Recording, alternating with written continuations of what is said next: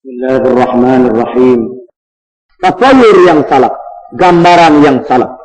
Terdapat di kalangan manusia orang-orang yang engkar wujudnya Tuhan kerana tidak dapat dikesan oleh panca indera mereka.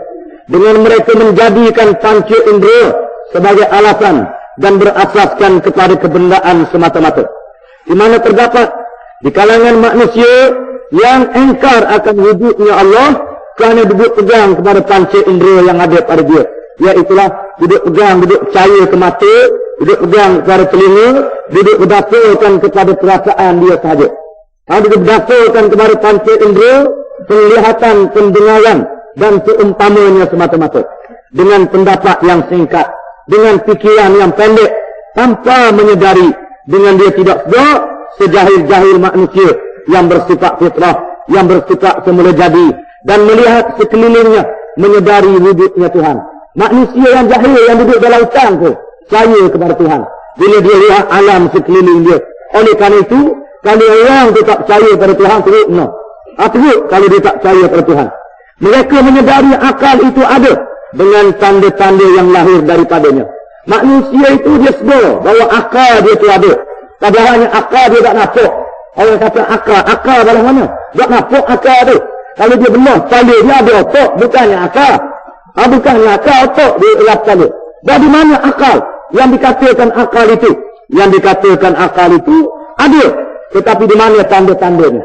Tanda-tandanya dia boleh memikir. Dia boleh berikhtiar. Dia boleh mencari sesuatu yang memberi manfaat dan menolak yang memberi mudarat. Dan dia boleh pilih mana yang baik dan mana yang buruk. Tidak seperti binatang. Ini tanda bahawa akal itu ada. Percaya kepada tenaga elektrik dengan hanya melihat lampu yang bernyala. Kita percaya bahawa tenaga elektrik itu ada. Dengan cukup kita melihat lampu itu ada. Lampu itu nyala. Air punya tenaga elektrik ini kita tak dapat tengok. Kita tengoknya wayar daripada besi, daripada tenaga. Tetapi di mana tenaga elektriknya? Dalil bahawa tenaga elektrik itu ada bila lampu itu nyala. Bila kipas itu musim. Dia tidaklah nanti nak percaya itu kita jamuh sampai kita mampu. Baru nak percaya elektrik itu ada. Ini bukan cara dia. Ini bukan cara dia. Kita kena faham. Cukup dengan lampu yang bernyala, kita percaya bahawa tenaga elektrik itu ada.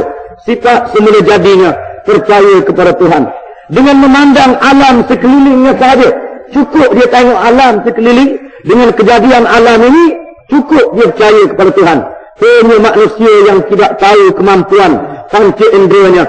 Hanya manusia yang tidak tahu menggunakan akal, menggunakan mata, menggunakan telinga dan hati. Atau sifat-sifat hati yang memesong fitrahnya, menolak wujudnya Tuhan dengan tidak memahami dalil-dalil yang tidak terhingga di hadapannya. Hanyalah manusia yang ada di dalam hatinya sifat-sifat yang tidak baik saja menyebabkan mereka tidak percaya kepada adanya Tuhan. Kadang-kadang mereka tidak menolak adanya Tuhan. Tetapi sifat buruk yang ada di dalam jiwa dan hati menyebabkan mereka tidak mengenali Tuhan yang sebenar. Seperti apa yang dikisahkan kepada kita oleh Allah di dalam Al-Quran. Di antaranya, mereka mensyaratkan untuk mengenal Tuhan itu mestilah dengan melihat. Kena tengok bahawa percaya Tuhan itu ada. Dan mendengar secara berdepan. Kena dengar Tuhan itu bercakap bahawa percaya bahawa Tuhan itu ada. Iaitu cara yang tidak menasabah dengan sifat ketuhanan Allah Subhanahu Wa Taala. Nak kenal Tuhan main dengan tengok ni. Jadi serupa batu ni kayu lah Tuhan tu. Nak kenal Tuhan pakai dengar. Jadi macam diburung lah Tuhan tu. Pakai dengar selaya saja. Adakah layak Tuhan kita nak letakkan dengan sifat yang begitu rupa? Al-Quran menentukan sikap dan tasawur gambaran yang sesat itu dilahirkan kerana sifat jahil, takabur, menyeleweng dan zalim yang menguasai diri mereka. Di mana di antara sebab manusia itu jadi sesat kerana dia jahil, kerana dia takabur, sombong, kerana dia menyeleweng dan kerana dia zalim. Di mana sifat-sifat ini menguasai diri dia. Inilah sebab yang menyebabkan dia tidak percaya kepada Tuhan. Tentang jahil, Allah Ta'ala berfirman, وَقَالَ الَّذِينَ لَا يَعْلَمُونَ لَوْلَا يُكَلِّمُنَا اللَّهُ أَوْ تَأْتِينَا آيَةٌ كَذَلِكَ قَالَ الَّذِينَ مِنْ قَبْلِهِمْ مِثْلَ قَوْلِهِمْ فَشَابَهَتْ قُلُوبُهُمْ قَدْ بَيَّنَّا الْآيَاتِ لِقَوْمٍ يُوقِنُونَ Al-Baqarah ayat 118. Maksudnya, Dan berkatalah orang-orang yang tidak mengetahui, mengapa Allah tidak langsung bercakap dengan kami atau datang tanda-tandanya kepada kami. Demikian juga orang-orang yang sebelum mereka telah berkata seperti kata-kata mereka. Sebenarnya hati mereka serupa. Sesungguhnya kami telah menjelaskan tanda-tanda kekuasaan kami kepada kaum yang yakin. Di mana nak tanya Allah Ta'ala ni ada depan, dengan saya ada tanda nampak cakap, ini adalah kata-kata orang yang jahil dan sifat orang yang jahil. Ayat tersebut menjelaskan kepada kita bahawa kata-kata seperti itu tidak keluar dari orang yang tahu, tetapi dari orang yang jahil. Kerana orang-orang yang tahu itu mengetahui bahawa untuk mengenali Allah itu memadai dengan dalil-dalilnya sahaja. Tentang takabur pula Allah Ta'ala berfirman, wa qala alladhina la yarjuna liqa'ana laula unzila 'alaina al-malaikah aw nara rabbana laqad istakbaru fi anfusihim wa 'ataw 'utuwan kabira yawma yarawna al-malaikata la bushra yawma idzin lil mujrimin. Al-Furqan ayat 21 hingga 22. Berkatalah orang-orang yang tidak mengharapkan pertemuan dengan kami, mengapakah tidak diturunkan kepada kita malaikat? Atau mengapa kita tidak melihat Tuhan kita? Sesungguhnya mereka memandang besar tentang diri mereka, dan mereka benar-benar telah melampaui batas. Pada hari mereka melihat malaikat, tidak ada khabar dan gembira bagi orang-orang yang berdosa. Di mana yang ada sejenis puak manusia itu ialah puak manusia yang berasa dia besar, yang berasa dia berkuasa, yang berasa bahawa dia itu tak akan temu dengan Allah Ta'ala, ataupun dengan lain perkataan dia berasa dia tidak mati dah. Di mana manusia yang seperti ini akan memperselia-seliakan kata apa Tuhan ada waktu malaikat mengajar kita.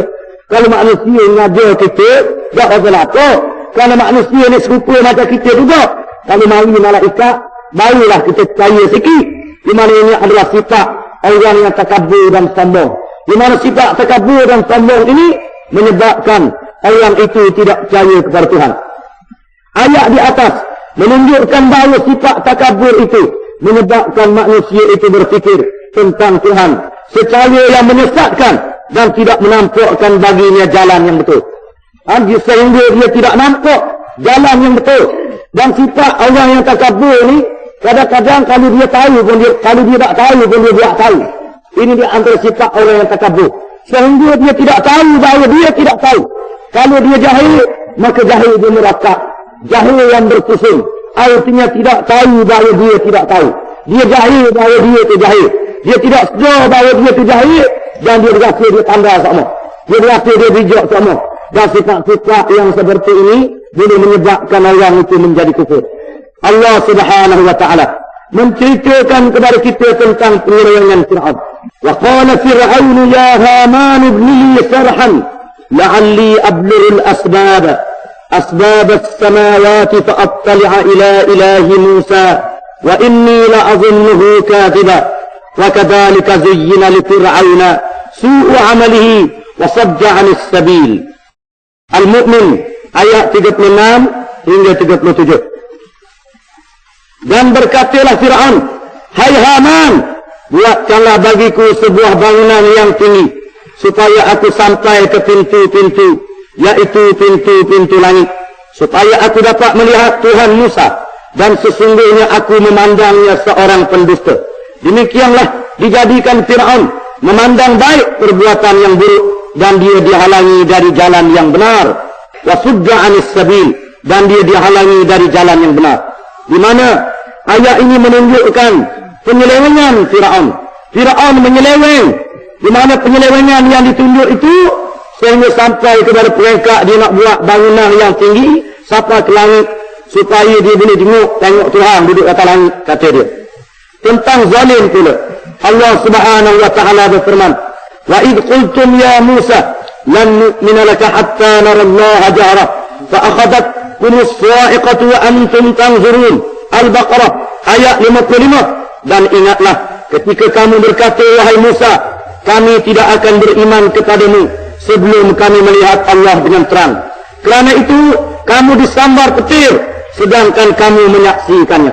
Firman Allah Ta'ala, faqad sa'alu akbara min dhalik faqalu arina Allah jahrah fa'akhadathhumus sa'iqatu bizulmihim.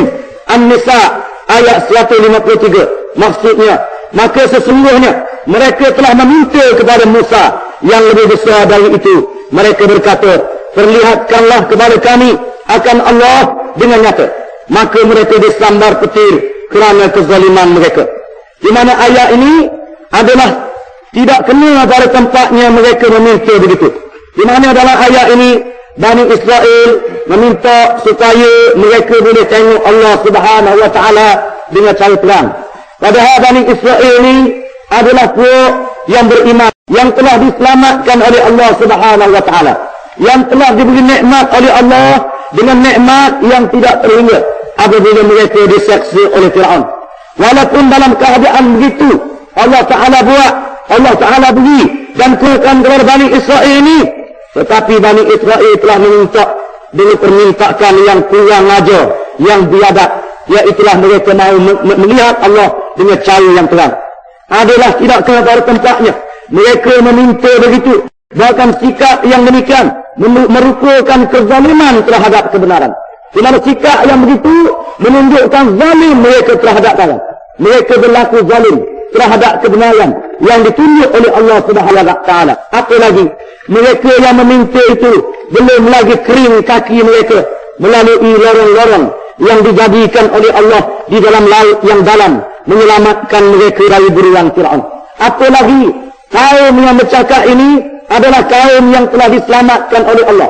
Apabila mereka diburu oleh Fir'aun dengan cara Allah Subhanahu Wa Taala, mereka yang mereka dapat menyeberangi laut itu dengan cara yang luar biasa, dan Allah Ta'ala menenggelamkan Fir'aun di hadapan mata mereka. Tiba-tiba lepas pada itu minta nak tengok Allah Ta'ala. Ini adalah satu sifat yang biadab, satu sifat yang zalim yang ditunjukkan oleh Bani Israel. Dengan itu terang dan jelas bahawa orang yang nak percaya ke Tuhan, nak nanti tengok Tuhan, sama ada dia jahil, sama ada dia takabur, sama ada dia menyeleweng, ataupun dia zalim terhadap diri dia sendiri.